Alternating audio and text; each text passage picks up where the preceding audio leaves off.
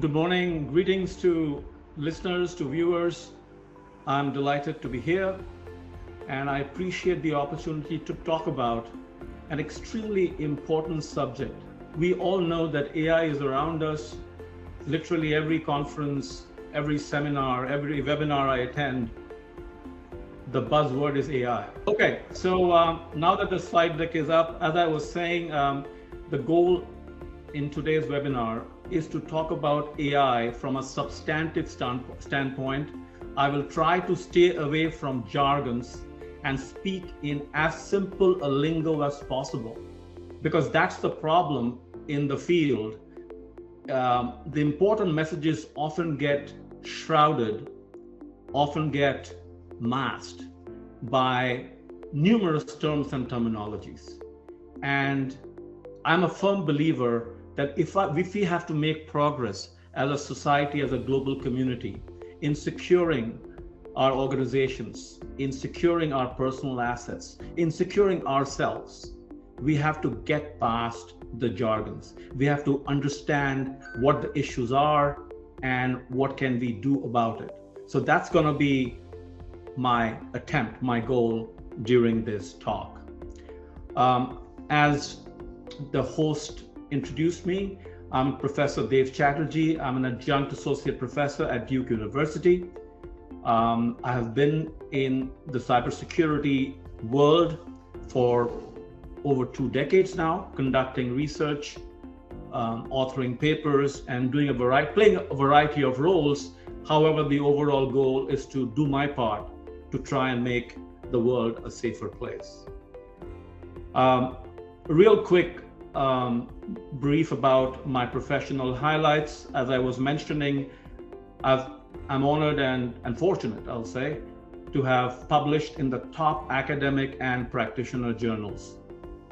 I get to speak and moderate at major conferences. I love engaging with practitioners. That's really the excitement that I've always wanted, because they are the ones who are out in the field doing the work, and I try to do my best to support them. I've served in a cybersecurity leadership capacity, served on CISO SWAT teams. And then once again, as the introducer mentioned, I have developed an empirically validated holistic governance framework called the Commitment, Preparedness, Discipline, or CPD framework.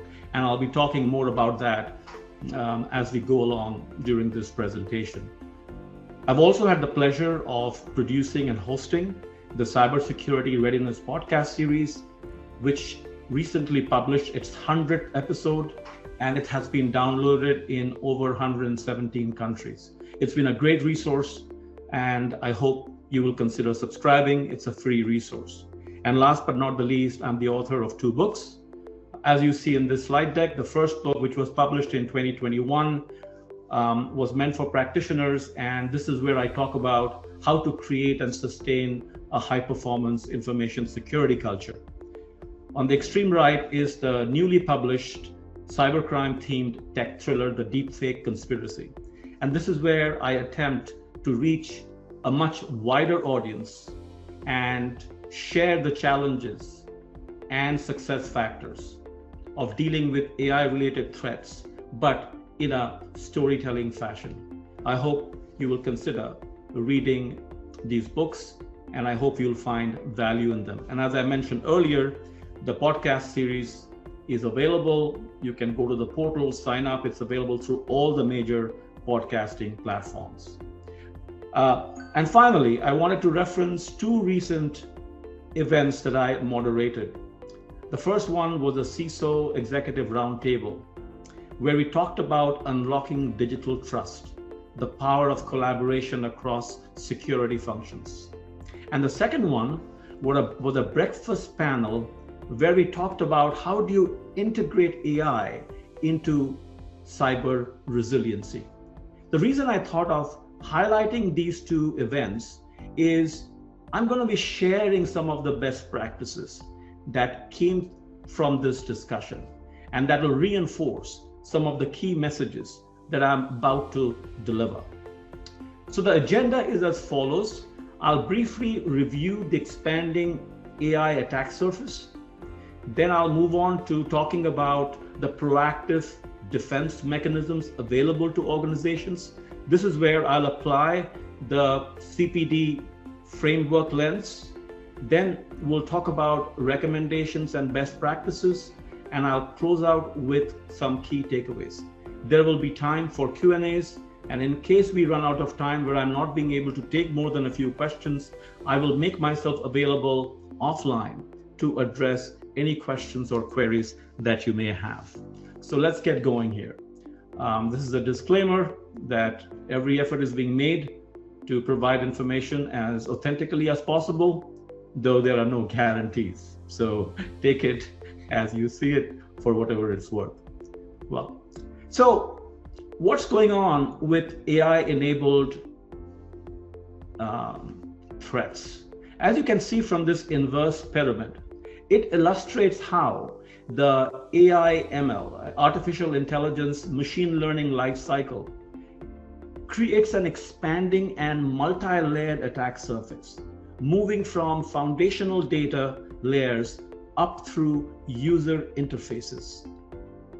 So what's the point here? The point is the vulnerabilities introduced at lower layers can propagate upwards, amplifying enterprise exposure. In other words, the key message here is that AI security must be addressed holistically across the entire pipeline. So as you can imagine, it's a very challenging proposition, especially where the threat actors are developing threats in real time, in a matter of, as we speak, they're coming up with new methods. So the speed, the scale, the comprehensiveness in which these different threat vectors are being developed, that makes defending against these attacks extremely challenging. Here are some examples of the different types of AI-powered attacks, from phishing attacks to malware and evasive attacks, to social engineering, deepfake-based social engineering attacks, AI-driven credential stuffing and brute force attacks, AI-powered botnets and distributed denial of service attacks. These are just representative of the extremely sophisticated attacks that are already happening and are also evolving. Once again, what's the message here? The message here is that the human factor continues to be the most exploited vulnerability. Here's an example where we look at the anatomy of the MGM Resort ransomware attack, which happened in 2023. As you can see from the graphic, the perpetrators learned about how MGM's IT help desk authenticated employees. In other words, they did what we call AI-enhanced reconnaissance. Then they used LLMs to generate flawless and highly contextual scripts.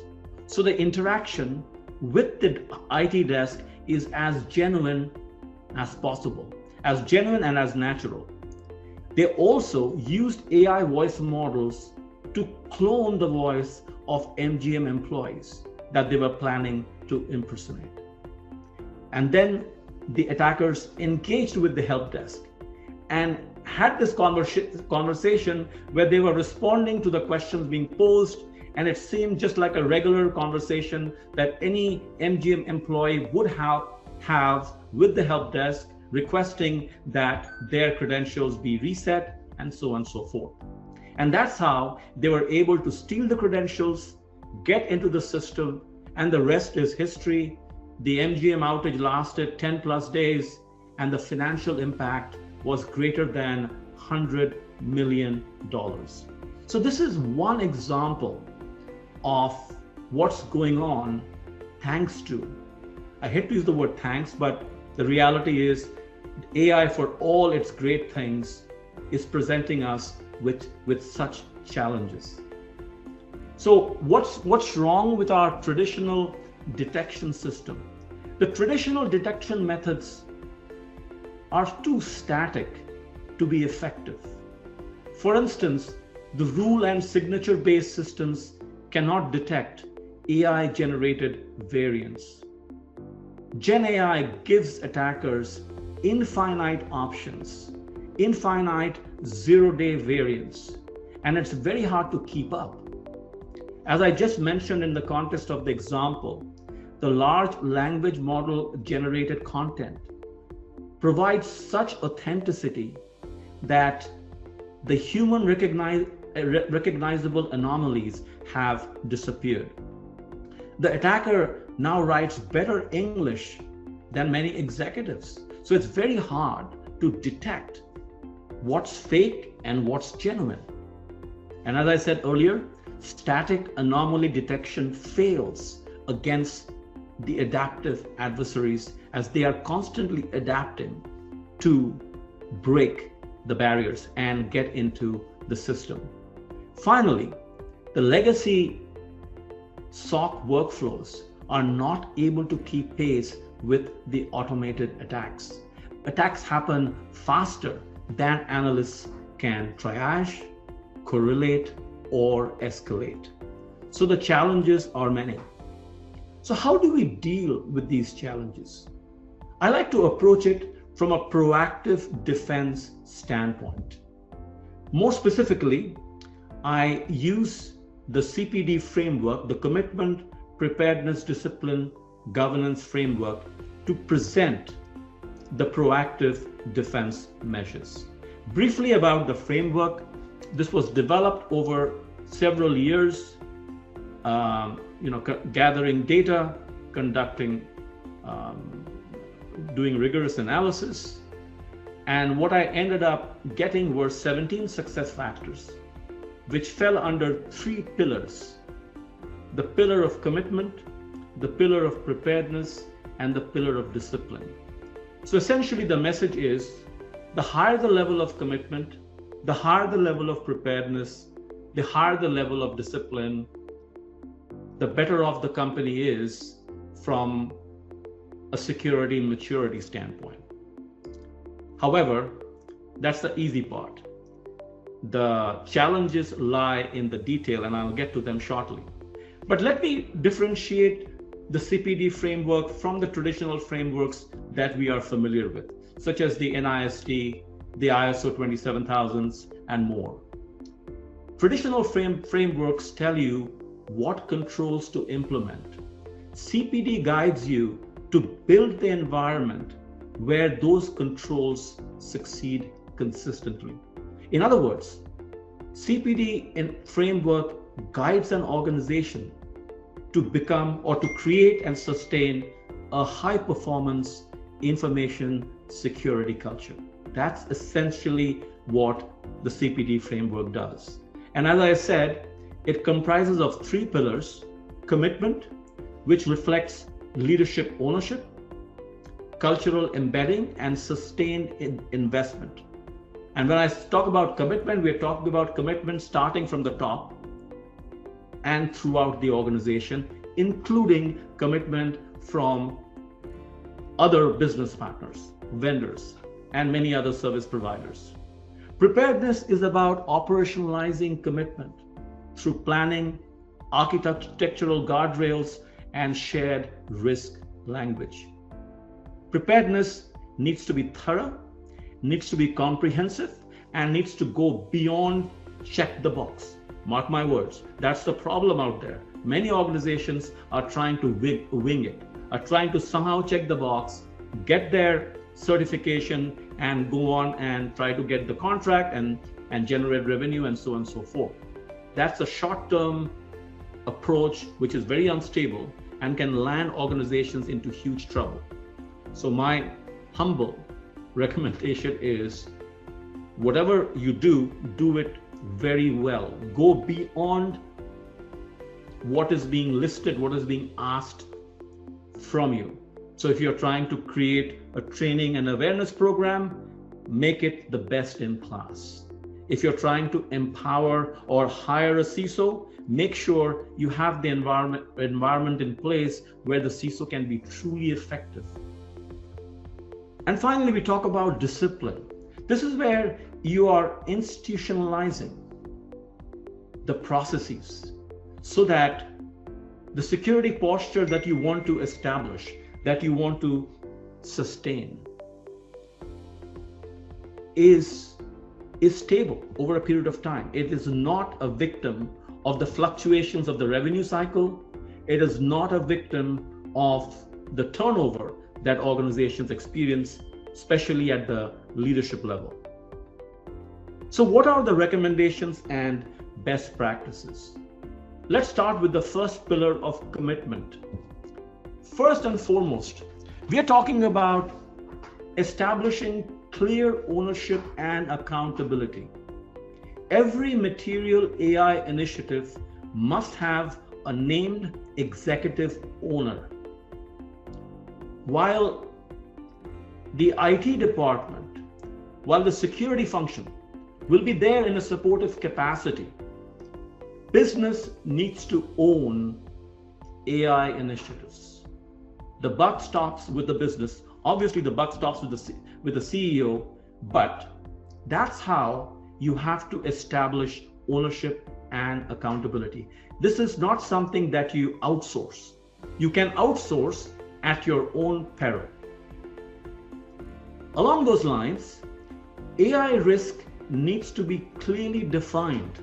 In fact, let's back up a little bit. The other day I was talking with some clients of mine, and I found that there was a huge disconnect amongst the functional leaders as to what AI means from their perspective and how does that translate into different types of risk, which is completely understandable. However, from a strategic standpoint, from an execution standpoint, from a planning standpoint, there needs to be some consensus. There needs to be shared meaning. There needs to be a common ground. And that's going to happen only through cross-functional involvement, only through cross-functional brainstorming where the leadership is actively engaged.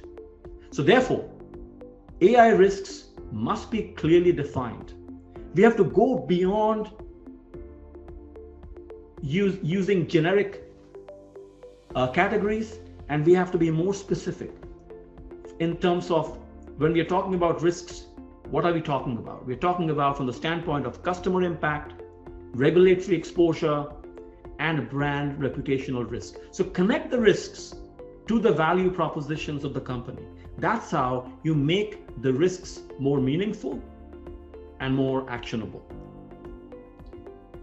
These risks needs to be embedded into the enterprise risk management dashboards.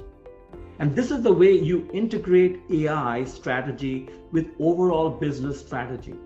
AI should never exist in isolation. It should be part of the overall business goals and value propositions. And that's how the company will achieve the right level of strategic alignment. And that translates to more effective security governance.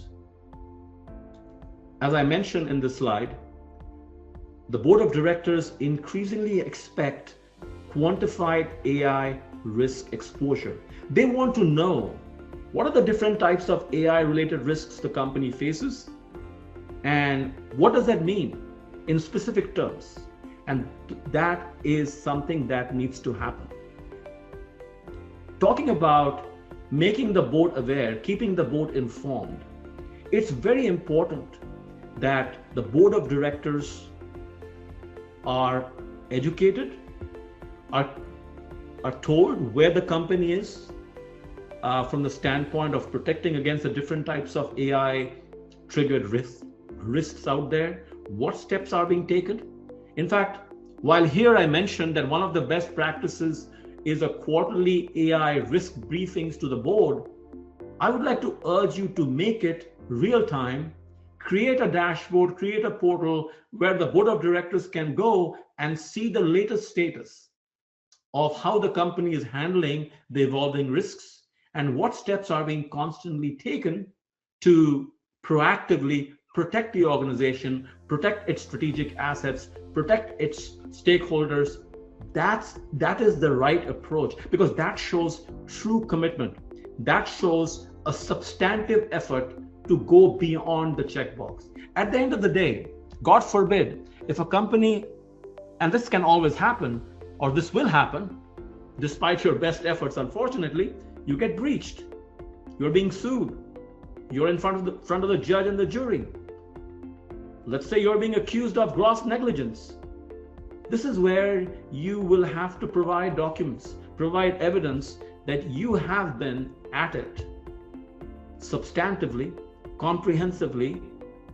You have made every effort. You've gone above and beyond to secure the organization. And that requires planning. That requires collaboration with the legal team from the get-go, not when things have gone bad. That's too late. Legal must be involved from the get-go and throughout, because that's how they are in the know of things. So when things go bad, when they have to represent the company, they are very informed and they can make a very telling case.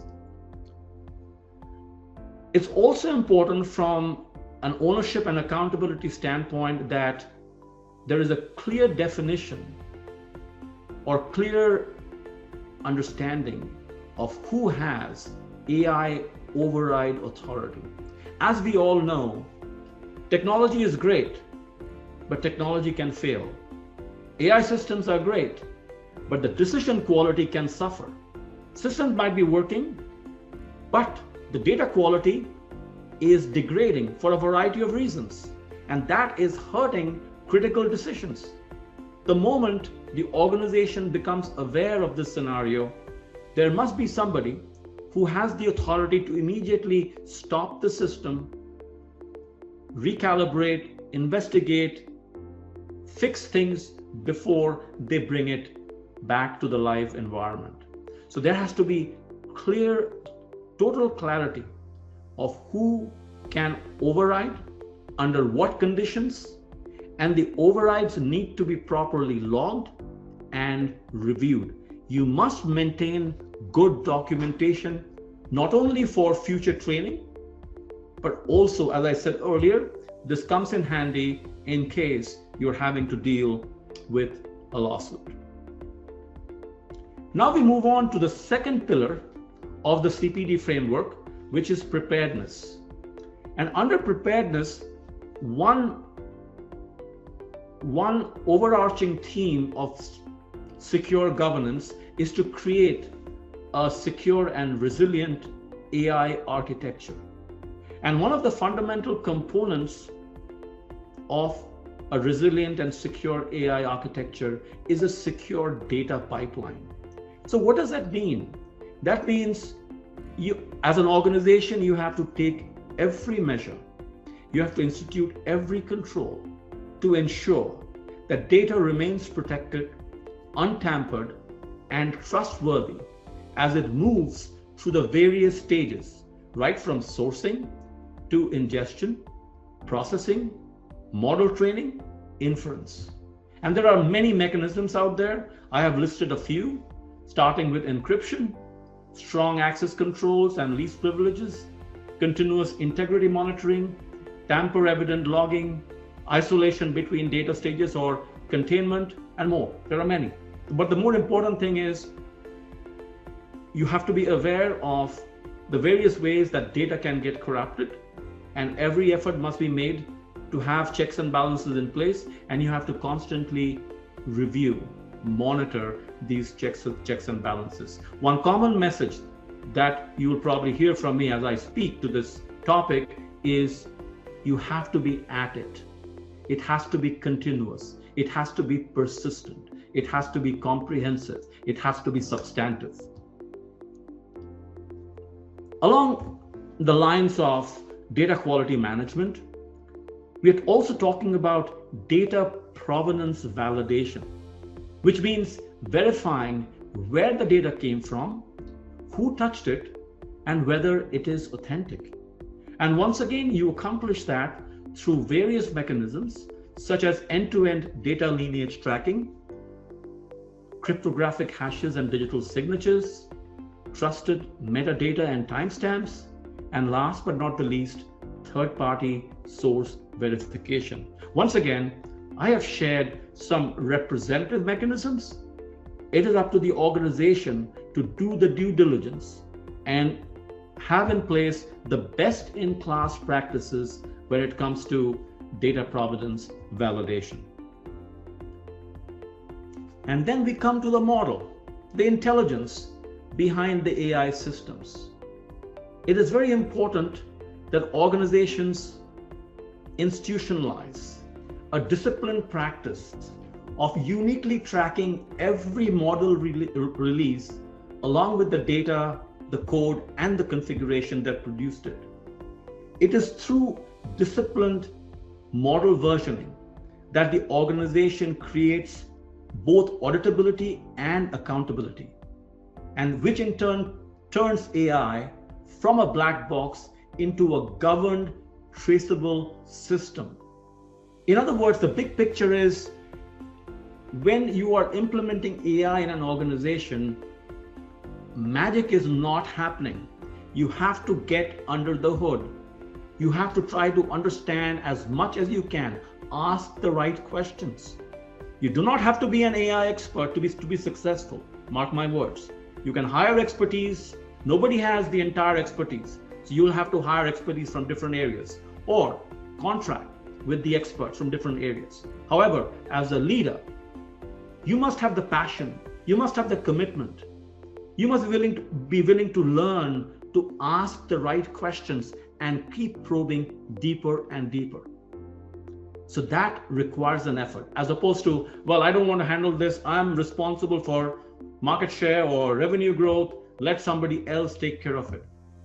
Palming off security, palming off AI comes at a huge cost. You cannot just do that. You have to embrace the challenge, deal with it directly, and integrate the AI strategy into the overall business strategy so it doesn't feel that your efforts are being wasted. I often say in my talks on cybersecurity that look at cybersecurity as a strategic capability, not as a cost of doing business, not as a pain point. Think about developing best-in-class cybersecurity capabilities, which in turn will allow the organization to differentiate itself from its competitors and make it more attractive to customers, more attractive for investors.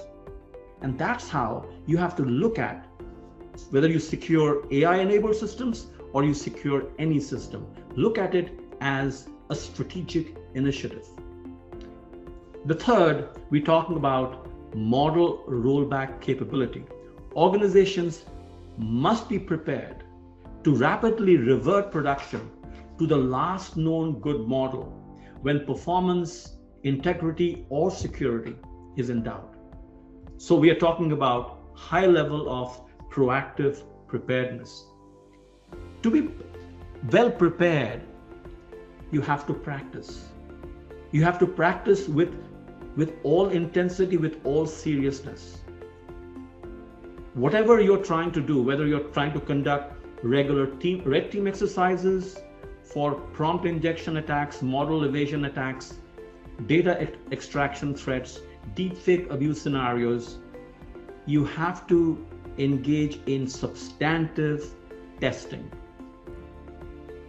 While there's nothing wrong with doing, on the ball, like at a high level, sometimes these testings are done. The right word is not coming to me. It'll probably come to me later, but you get the point. You have to actively simulate. A good example I'm going to share with you. Recently, I was talking to a guest for my podcast, and he was a chief technology officer for a major military operation. And he mentioned that when military personnel are being trained, often live bullets are used for these training exercises. And that really got my attention. That spoke to how serious they are about training, because they recognize that the consequences of errors could be fatal.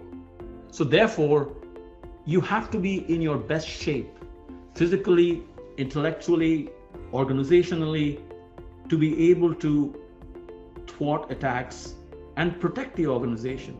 So therefore, I can't emphasize enough the importance of substantive and real-time testing. Reactive doesn't work. Now also, it's important, once again, we are talking about transparency. Organizations must develop the capability to clearly explain what each model does, what data influences the outcome, and how can the model's algorithm, the model's working, the credibility of the data be defended or be clearly explained to regulators.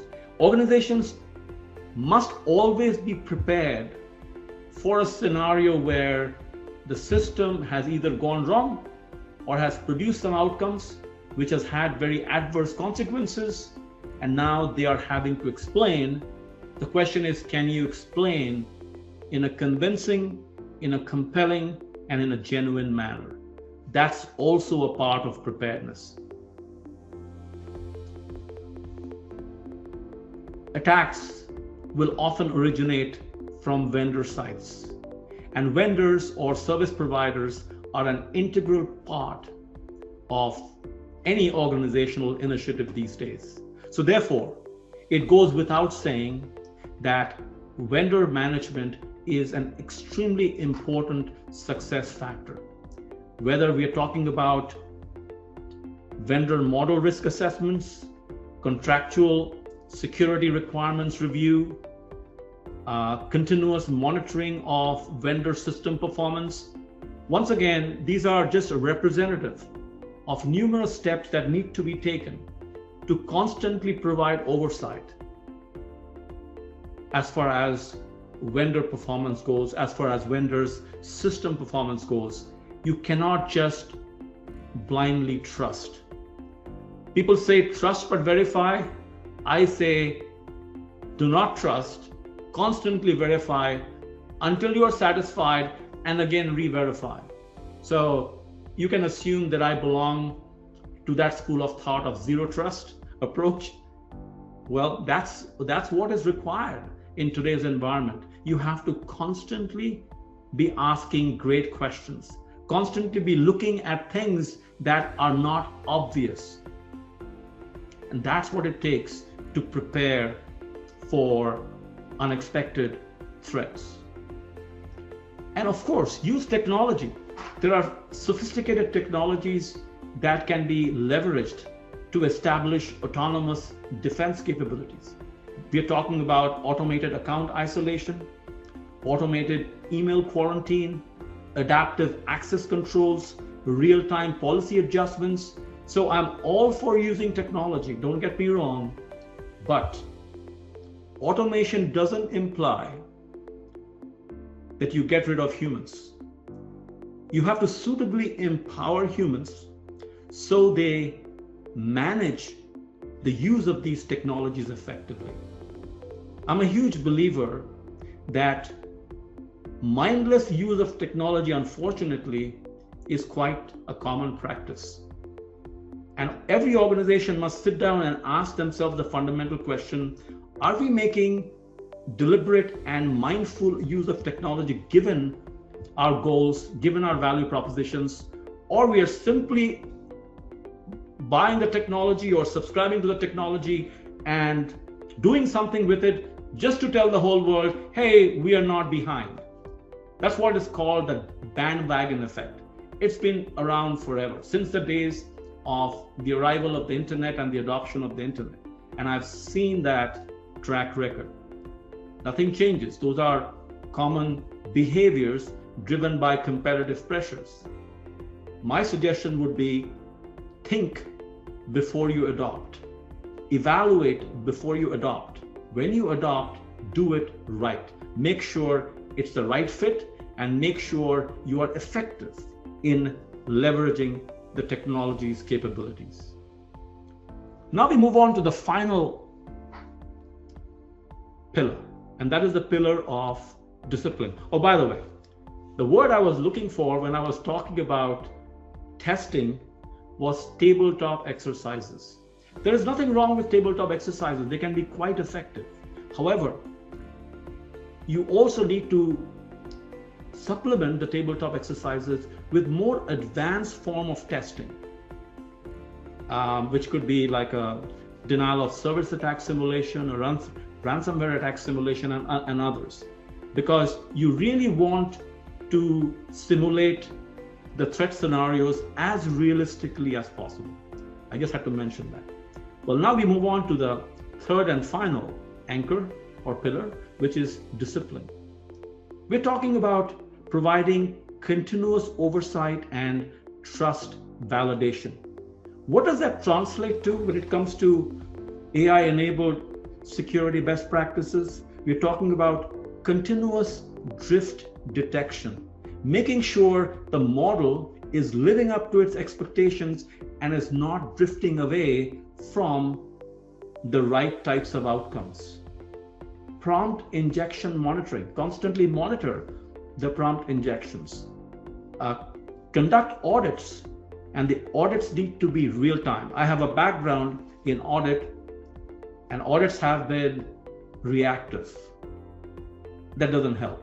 There's value for reactive audit, but when it comes to security, audits must be real time so the organization can immediately get hold or become aware of the vulnerabilities and address them as soon as possible. There cannot be any delay, but speed doesn't mean you're overlooking the important facts and factors. You have to push forward at a fast pace, but it has to be done in a very deliberate manner. Model validation checkpoints need also to be in place. So you're constantly validating the training model. Again, we're talking about a zero trust approach. And finally, last but not the least, independent reviews. And this has to be a continuous process. You can never say that, okay, we have it all set, now we can put it on cruise control and we are good to go. Unfortunately, it doesn't work that way. It is a continuous process. Commitment, preparedness, discipline is at the heart of creating and sustaining a high-performance information security culture. That's what it takes to achieve a high level of maturity and maintain that over a period of time. Even in the context of disciplined approach to security, we're talking about using technology for adaptive defense. We're talking about adaptive self-correcting controls, such as when the machine learning baselines and risk scores update continuously. Policies adjust automatically.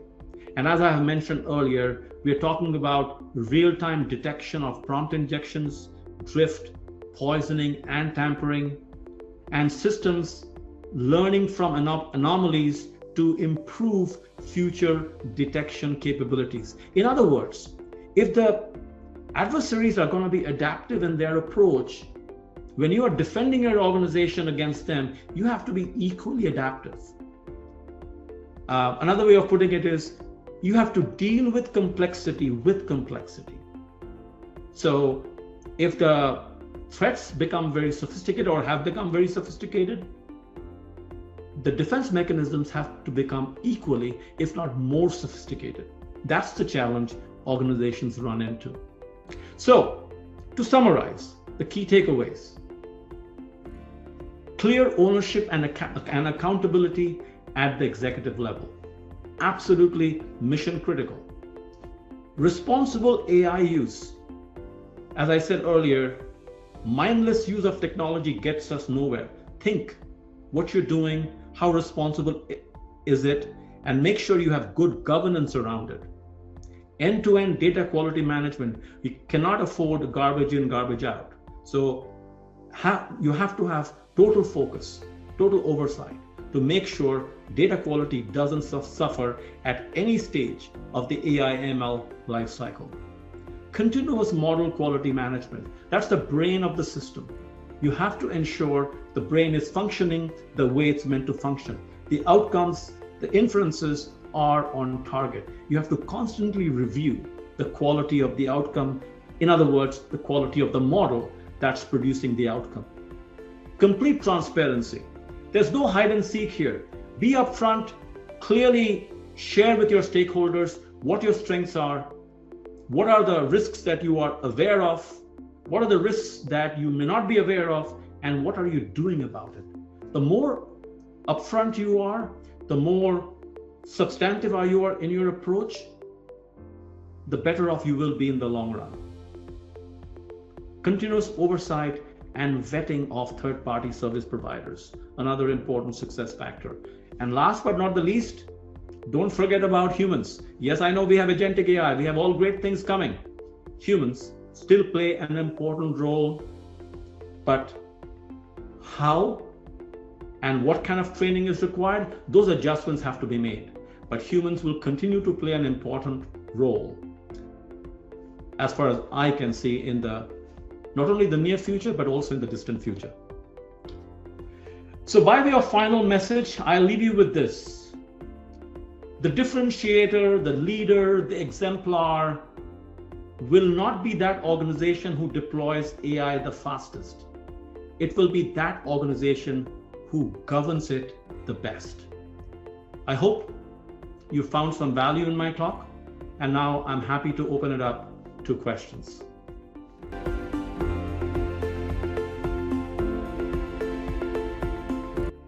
So it depends on what you're testing, right? When you use the word safe, you're like, when you're testing, you don't want to upset any live production environment. So it has to be very specific as to what you're trying to stress test. For instance, if you're trying to stress test if the model is working appropriately, you would not do it in a live setting. You would do it in a kind of a sandbox kind of a setting where you will test it out and you will see what the issues are and why the issues were caused. And once you have found the fix, then you go back and fix it and put it back in the live environment. So it all depends on what you are stress testing, like ransomware attack. How do you stress test ransomware attack? You stress test ransomware attack, like I have done some simulations in my classroom where you get the students playing on different roles. They get a certain scenario, they get a certain amount of time to make some decisions, and then at the end they have to explain why they did what they did, how they negotiated with the ransomware attackers, if they at all negotiated. If they didn't, how did they recover from the ransomware attack? So that's how. So it'll be specific to the nature of the threat, and it has, depending on the nature of the threat, it has to be handled away from live scenarios.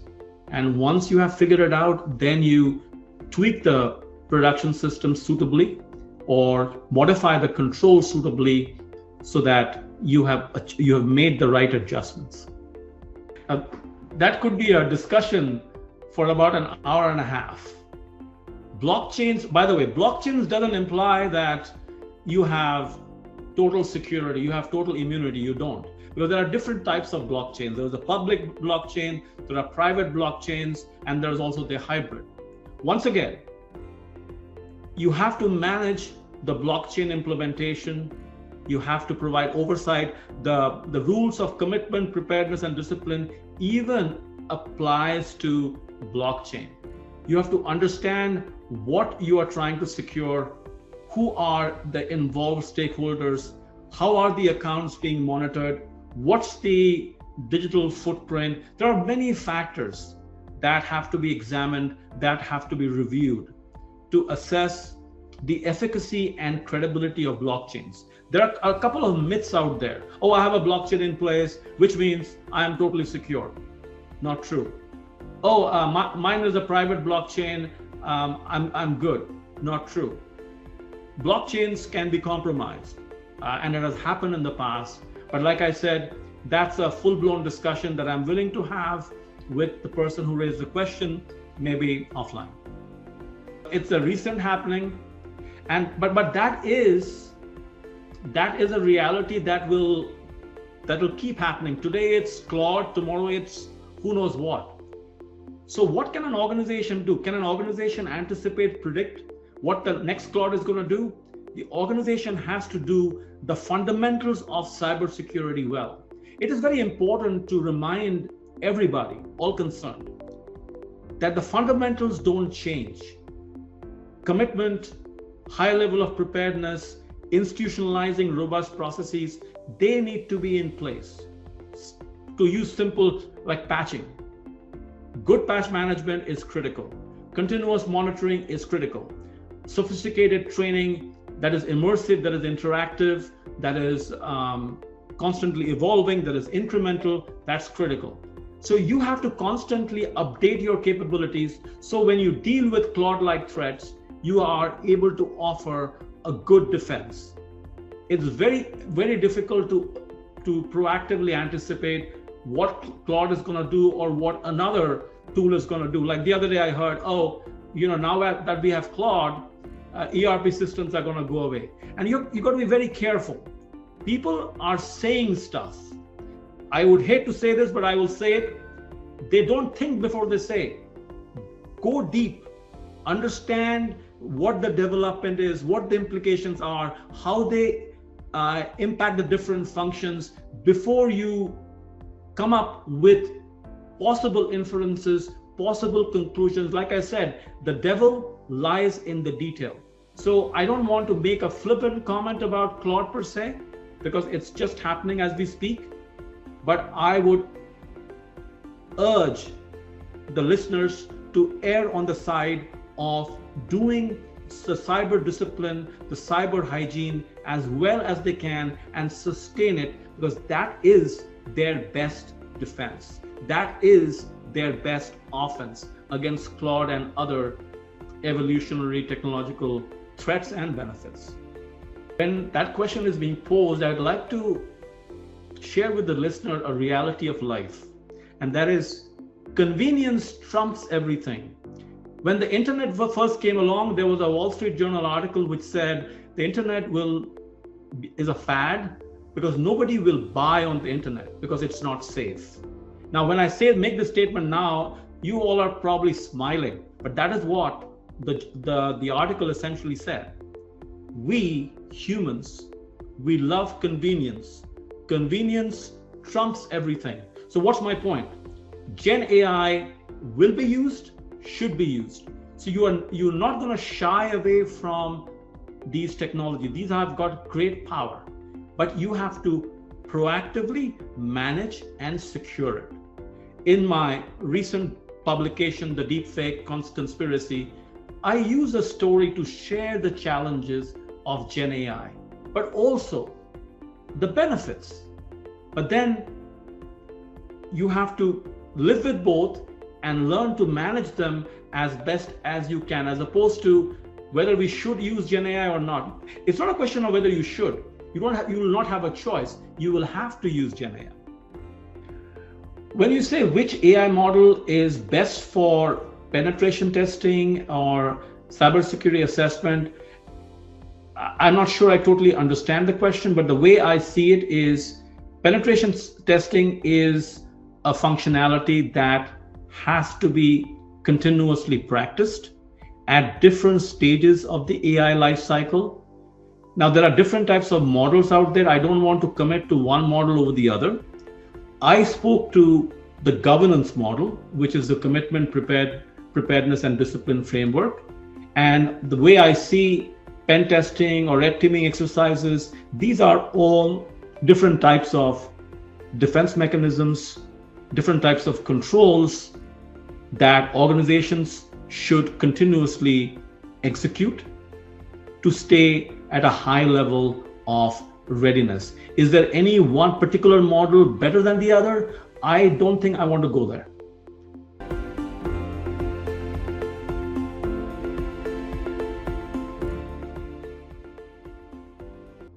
Like I said at the beginning, approach security in a very sincere in a very committed, in a very substantive, and in a very comprehensive manner.